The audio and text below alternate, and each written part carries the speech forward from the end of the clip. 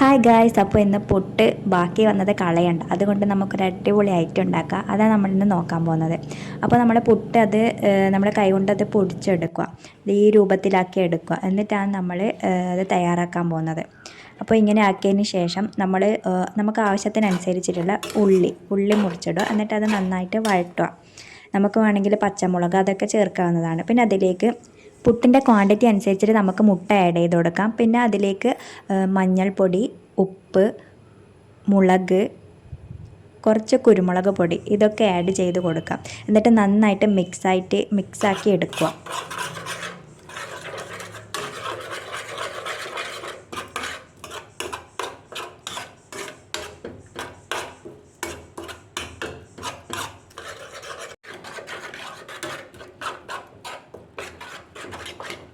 ഇനി നമ്മൾ തയ്യാറാക്കിയ മിക്സ് സ്റ്റൗവിലേക്ക് വെച്ച് കൊടുക്കുക.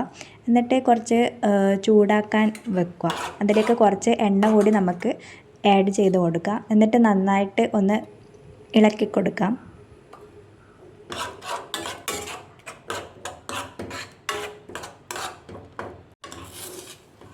ഇനി ഈ ഒരു ടെക്സ്ചറിലേക്ക് വരുമ്പോൾ നമുക്കതിലേക്ക് നമ്മൾ നേരത്തെ പൊടിയാക്കി വെച്ച പുട്ട് ആഡ് ചെയ്ത് കൊടുക്കുക. എന്നിട്ട് നന്നായിട്ട് മിക്സ് ചെയ്ത് എടുക്കുക.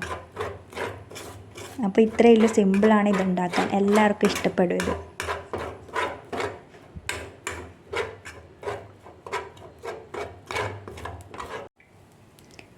ഇനി ഇതിലേക്ക് കുറച്ച് കുറച്ച് കറിയാണ് ഒഴിച്ച് കൊടുക്കുന്നത്. ഇനി ഇത് വേണമെന്ന് താല്പര്യമില്ലാത്തവർക്ക് ഇത് ആഡ് ചെയ്യാണ്ട് നിൽക്കാം.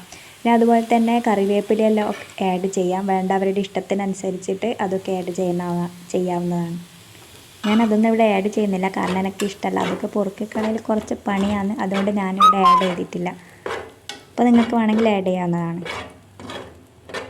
അപ്പോൾ ഇത്രയുള്ള നമ്മൾ ഐറ്റം ഇവിടെ തയ്യാറായിട്ടുണ്ട്. എല്ലാവർക്കും ഇഷ്ടപ്പെടും. എല്ലാവരും ട്രൈ ചെയ്ത് നോക്കുക. അപ്പോൾ ഓക്കെ, ബൈ ഗൈസ്.